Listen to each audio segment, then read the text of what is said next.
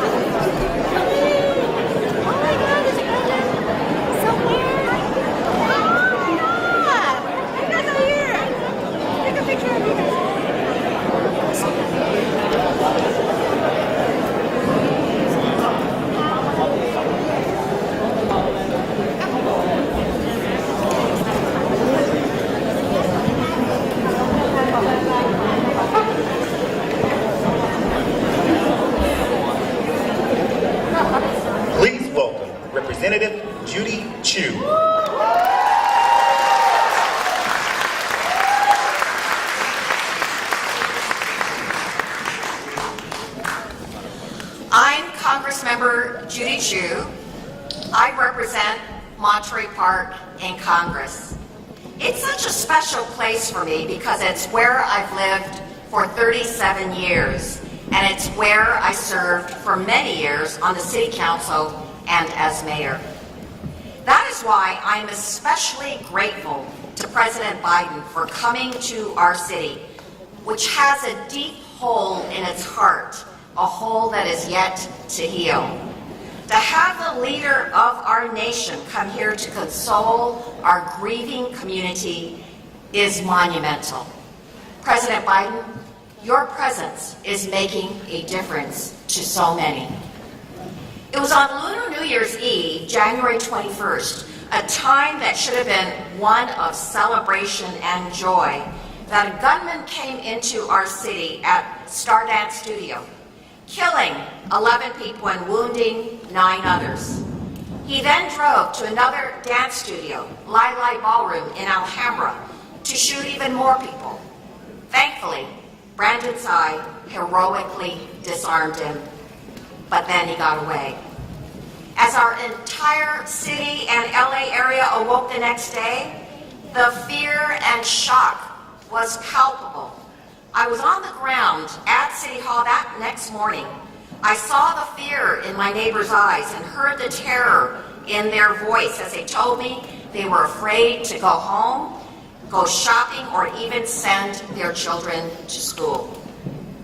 A day-long manhunt ensued, but thankfully, Sheriff Robert Luna and his team tracked him down miles away. Surrounded, he ended his own life. Though the immediate danger of the shooter was gone, Monterey Park and the Asian American community nationwide are still reeling, and we are still grieving. As the first suburban Chinatown in the U.S., Monterey Park holds a special place in the heart of the nationwide Asian American community. That's why it feels as though the attack on Monterey Park was an attack on Asian America. I've met with the victims' families, and I've come to understand how special the victims were. They were mothers, fathers, sons, and daughters. They were all Asian American immigrants from China, Hong Kong, Vietnam, Taiwan, and the Philippines, who worked hard to build their lives here. They did not deserve to be taken from us. But what is making a difference is the community. I want to thank the community for helping so immensely in their recovery. I know many of you are here today, and I especially want to thank President Biden for providing every federal resource possible. From the moment the shooting happened, federal law enforcement resources were here on the ground to help in the manhunt. Then, in the days following the attack, Vice President Harris and senior White House staff were here, bringing condolences from the president. Human Services Secretary, Javier Becerra, visited here to discuss our recovery and found that though FEMA, or the Federal Emergency Management Agency, coordinates responses in a natural disaster, there is no such coordinated response after a mass shooting, resulting in much confusion and frustration. And then, Administrator Isabel Guzman Castillas of the Small Business Administration visited the small businesses near the shooting site to offer resources. We also know this. This shooter had a semi-automatic pistol with a high-capacity magazine that allowed him to shoot 42 rounds in a matter of minutes. He should never have had a weapon that was made for war, nor should the shooters in Half Moon Bay, Buffalo, Uvalde, and countless other places. This carnage must end. Yes.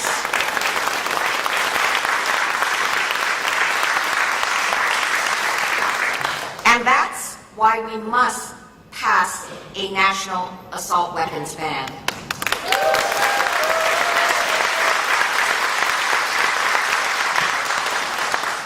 We also know this shooter was deteriorating mentally, having gone to the police to complain of his family poisoning him.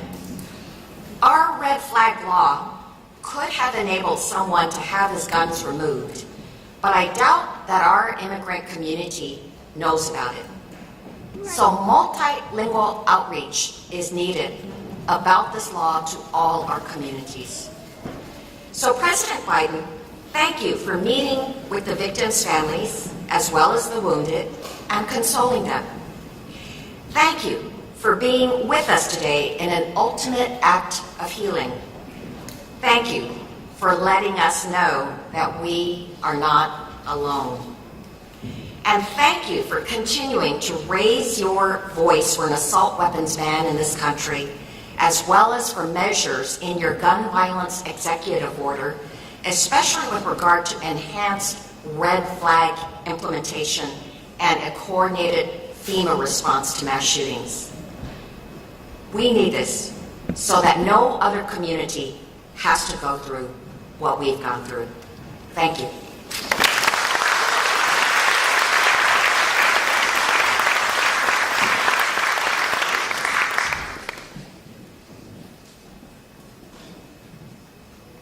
Please welcome Los Angeles County Supervisor Hilda Solis.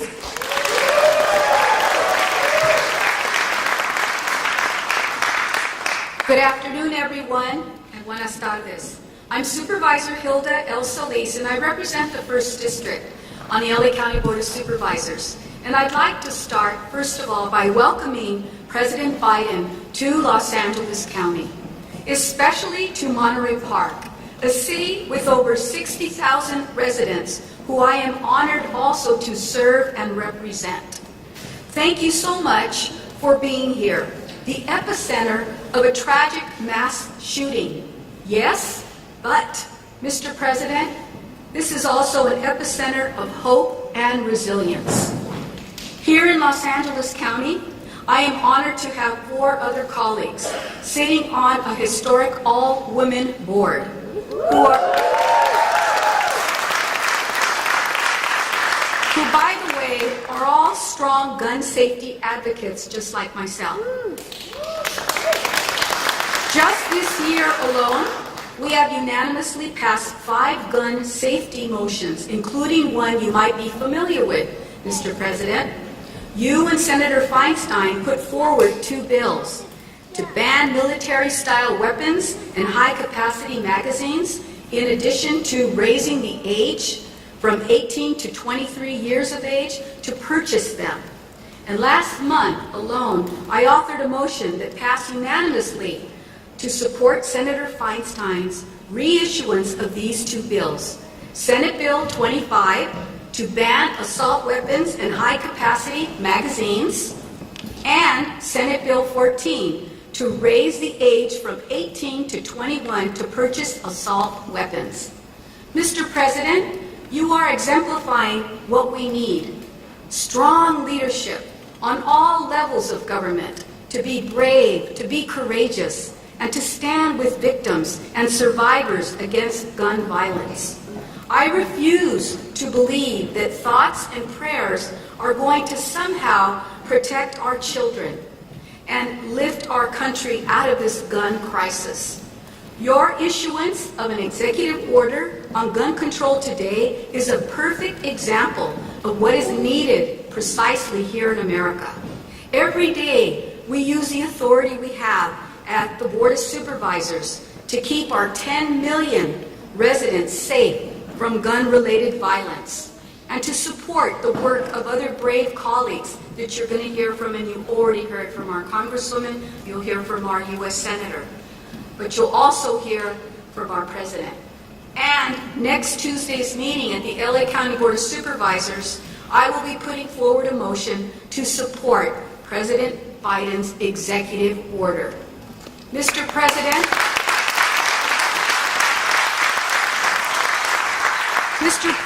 you have my support, and I believe the support of many in Los Angeles County. And LA County is ready and willing to continue supporting your efforts and vision to have a safer America for everyone. Si se puede, and muchas gracias. Thank you all.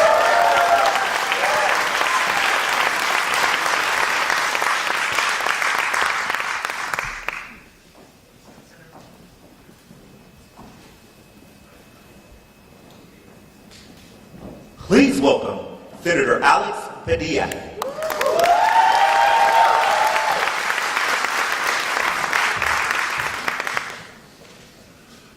Good afternoon, Monterey Park.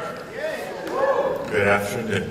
It is a solemn honor to be back in Monterey Park today, here alongside so many friends and colleagues, including Representative Judy Chu and Supervisor Solis, whom you just heard from, but also with first responders, with community leaders, with friends and loved ones of those wounded or taken from us in January.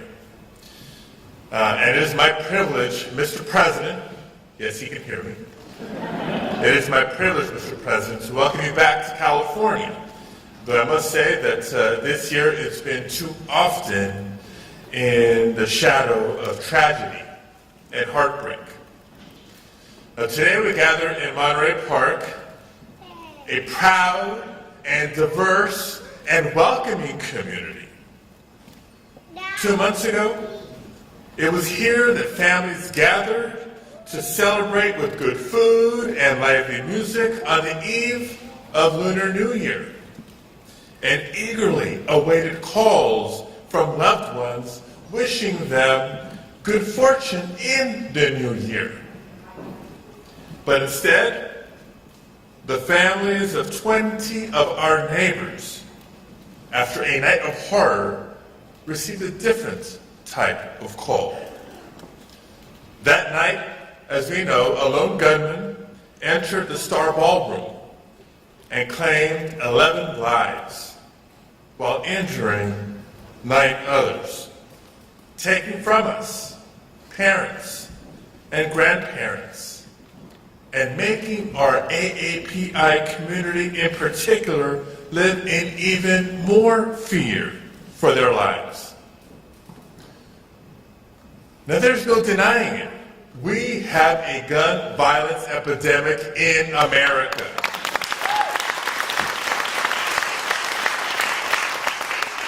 The gun industry continues to work overtime to create a culture of chaos, because to them, American lives are worth less than the profits they make on the guns that they sell. But last year, under President Biden's leadership, Congress broke the stranglehold of the gun lobby when we passed meaningful gun safety legislation for the first time in nearly 3 decades.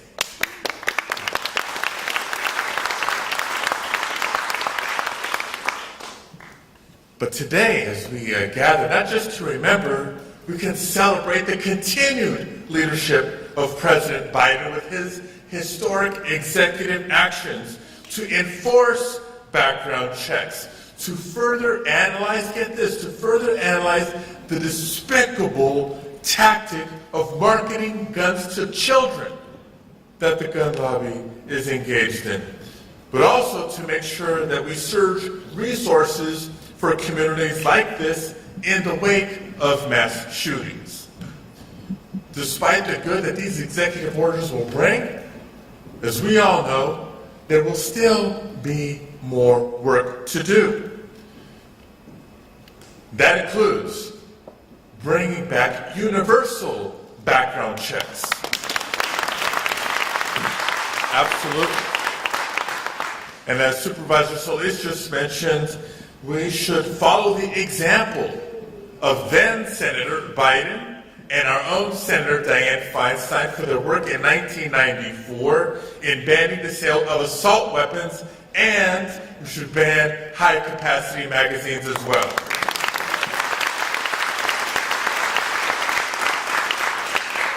Now, we don't just remind ourselves of these proven policies lightly. We know the work that we have cut out for us. So we are very clear-eyed in knowing the opposition that we continue to encounter from Republican members in Congress who stand in the way of these common-sense gun safety measures. And it would be easy, as we have in trauma after tragedy after trauma after tragedy after so many years, to feel hopeless.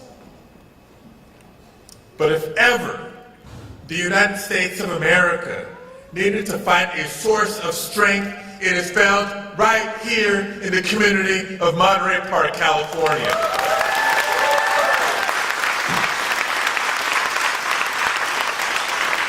Just think about what we saw, what the nation saw in the days and weeks after the tragedy in January. What we saw was remarkable resilience. We saw the strength of those who rallied this community, like my guest at this year's State of the Union address, the former mayor, Henry Lowe. Give him a round of applause. Along with the new mayor, the entire council, all the leaders of this community, elected and otherwise, who came together to call for calm and healing for so many families.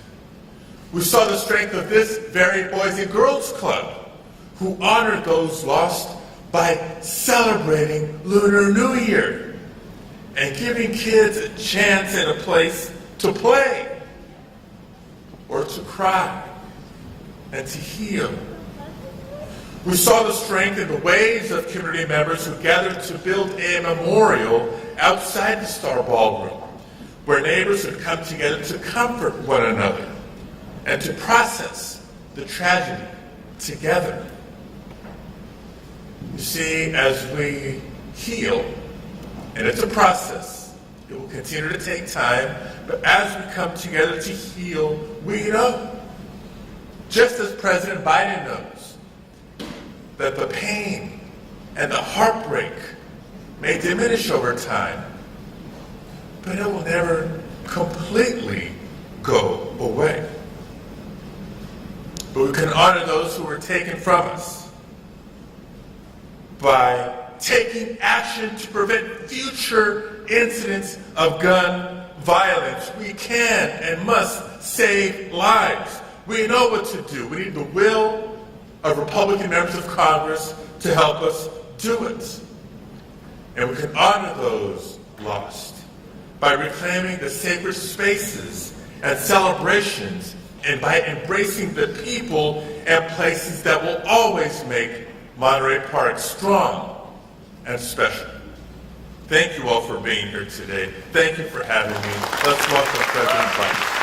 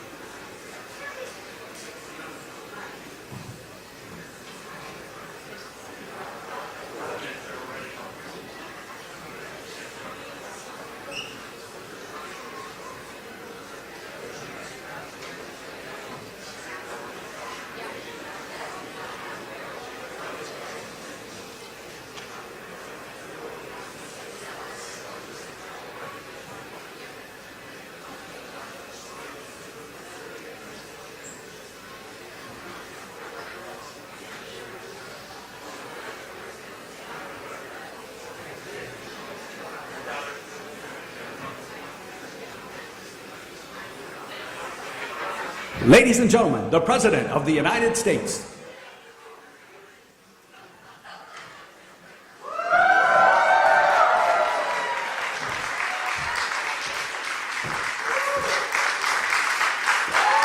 Good afternoon.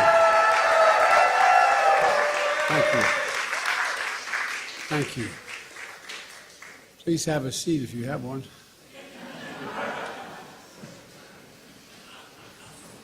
Good afternoon.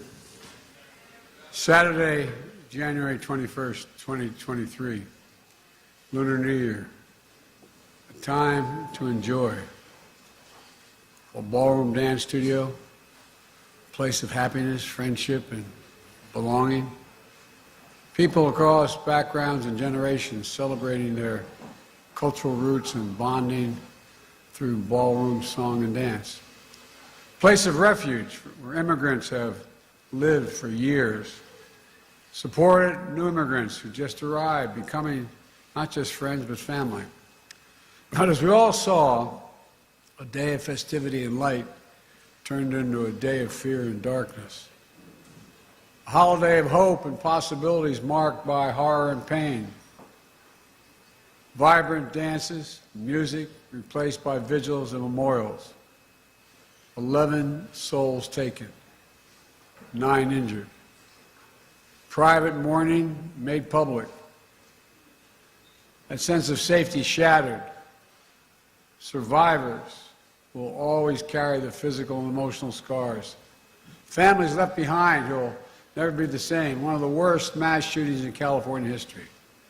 A tragedy that has pierced the soul of this nation here in Monterey Park, the San Gabriel Valley, the heart of the Asian American community. My dear friend Judy Chu, former mayor of Monterey Park, your Congresswoman and chair of Congressional Asian Pacific Caucus. Senator Alex Padilla, champion for this community, the entire state. My good friend Supervisor Hilda Solis and all elected officials, law enforcement, first responders, faith leaders, community members, all here today. You've shown up for this community, and I know you always will. To the families of victims who spend time, I get a chance to speak with today, and whom Vice President Harris spent time with a few weeks ago.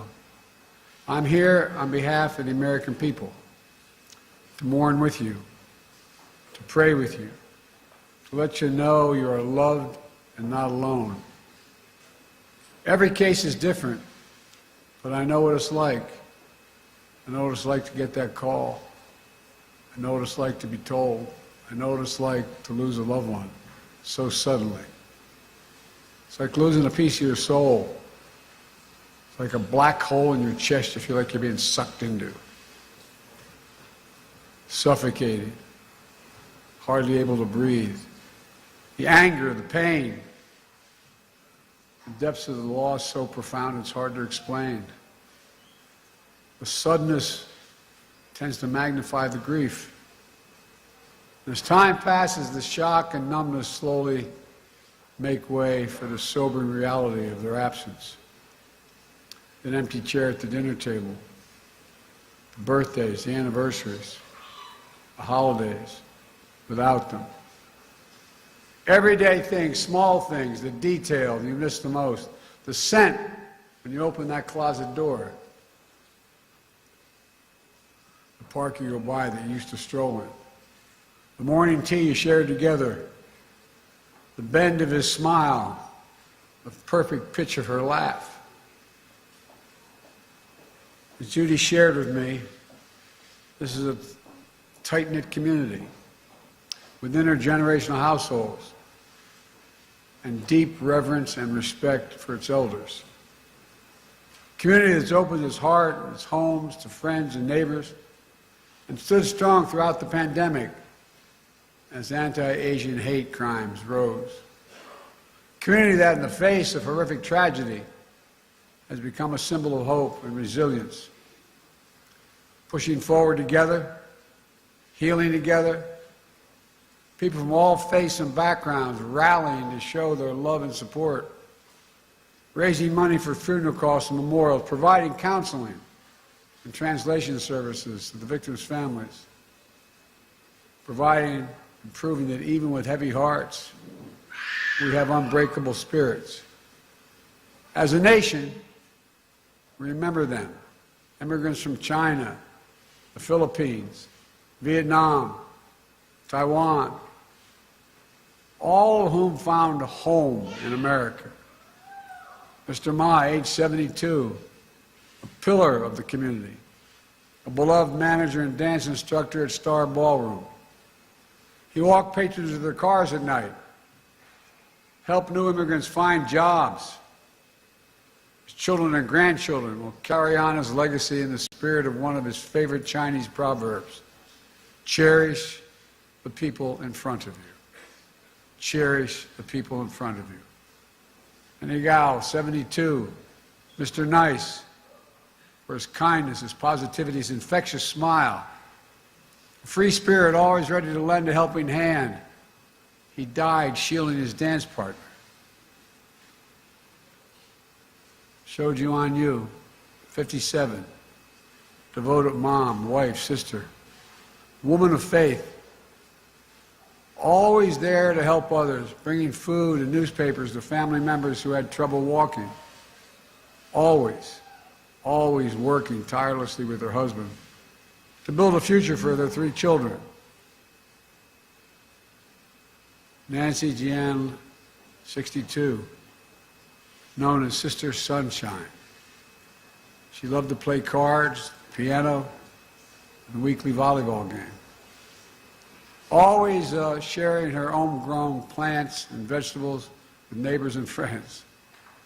A dedicated mom, married nearly 40 years. Husband and wife who were always together, even in their last dance. Valentino Alvaro, 68 years old. A servant of God. Life of the party. Storyteller who made the whole room laugh. A man devoted to his children and his grandchildren. May Nan, 65, the bedrock of her family and friends.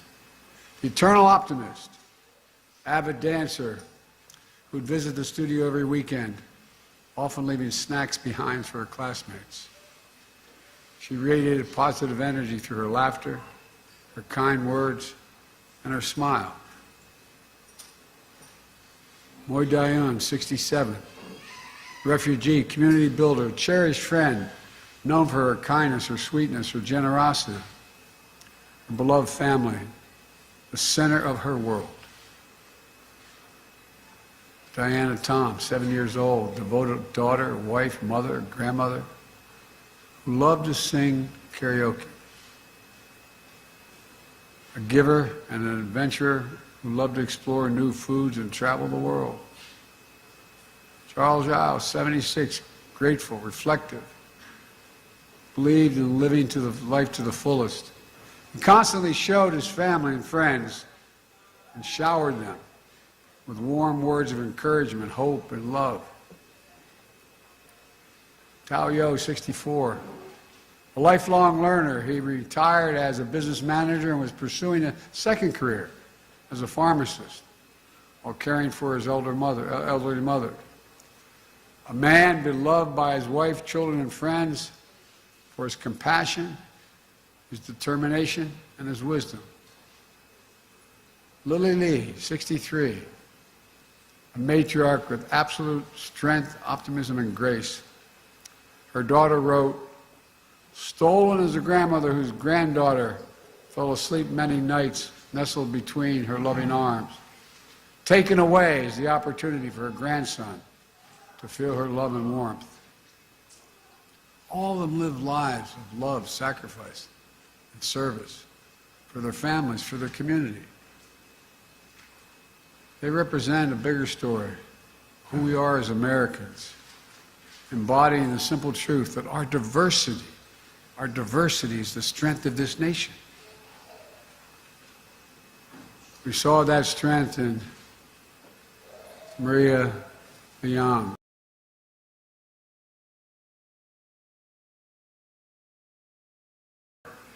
Into creating a warm, welcome space seniors.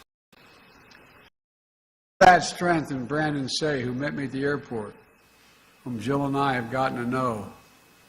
20 minutes after the rampage at Star Ballroom, Brandon saw the same shooter walk into his family's own dance studio, just 2 miles away, pointing a gun at him. In an instant, he found the courage to act and wrestle a semi-automatic firearm away. Brandon saved lives. He protected the community.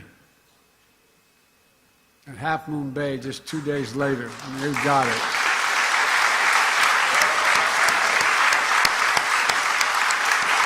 Brandon, stand up.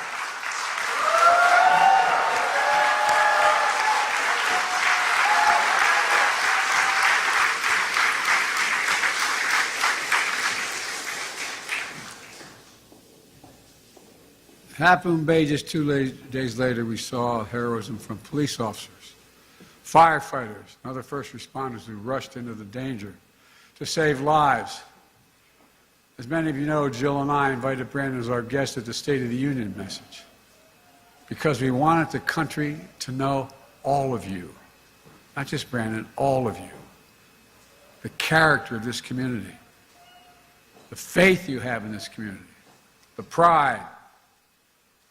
We see it in you across all of American life. Just this week, a film about resilience and power of the Asian American immigrant family made history at the Oscars.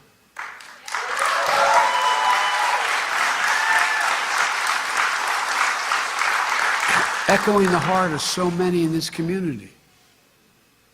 We also hear a message we've heard too often, including 2 years ago this week, after the spa shooting in the Atlanta area. Enough. Do something.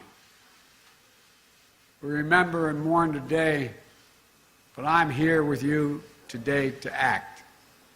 Last year, after the mass shooting in Buffalo, New York, and Uvalde, Texas, I signed into law, after being both places, a bipartisan Safer Communities Act, the most significant gun safety law in almost 30 years. That was in addition to me signing more executive actions to reduce gun violence than any of my predecessors at this point in their presidencies.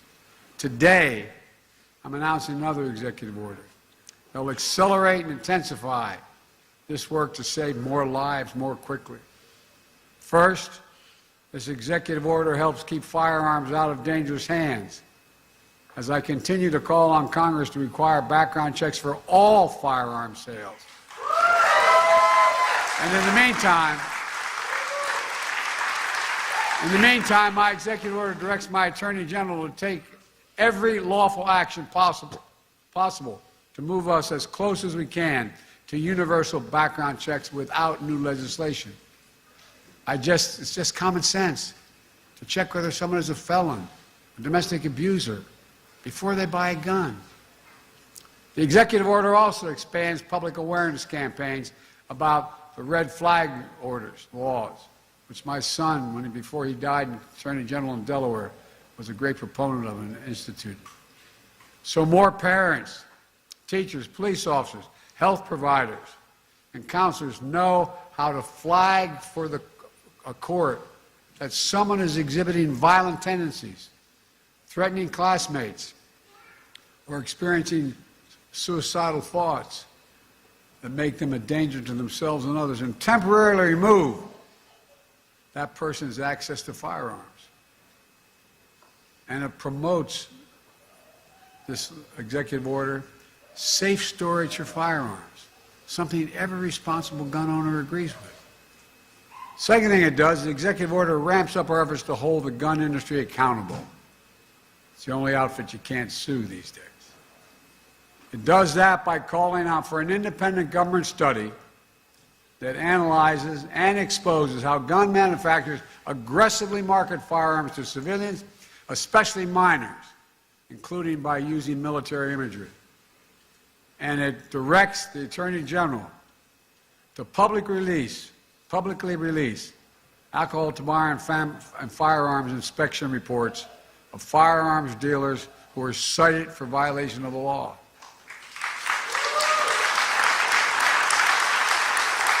That way, policymakers can strengthen laws to crack down on those illegal gun dealers, and the public can avoid purchasing from them.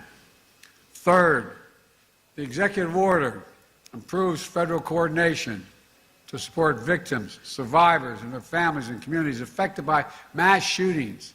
The same way FEMA responds to your natural disaster in California and all around the nation, and it will help folks recover and build after folks recover and build after wildfires and superstorms and droughts.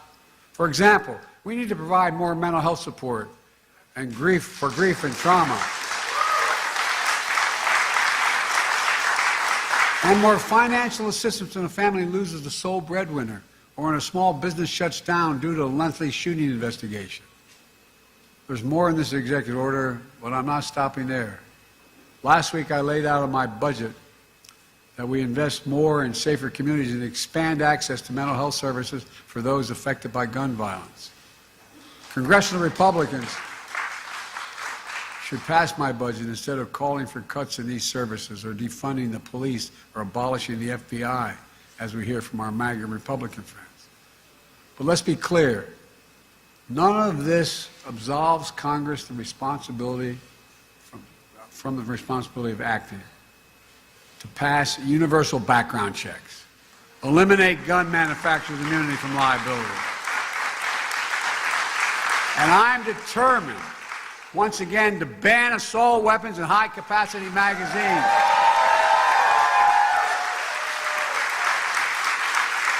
I led that fight to ban them in 1994. The 10 years that law was in place, mass shootings went down. Our Republican friends let it expire 10 years later. And mass shootings tripled since then, tripled. So let's finish the job. Ban assault weapons, ban them again, do it now. Enough, do something big. Folks, let me close with this. Scripture says, the Lord is near to the brokenhearted and saves the crushed in spirit. A lot of us have been there. As you gather here today, I know your hearts are broken, but I know your spirits are strong. And as you remember and heal, I know the light of your loved one is once again going to lead you forward. It takes time. I tell everyone, at least it did with me, it takes time. But I promise you, the day will come when the memory of your loved one brings a smile to your lips before it brings a tear to your eye. The tear will never fully go away. But when you had that smile first in remembrance, that's when you know. That's when you know you're going to make it. You're going to know you're going to make it. My prayer for all of you is that day will come sooner than later, but I promise you, it will come. God bless you all. I admire you so damn much.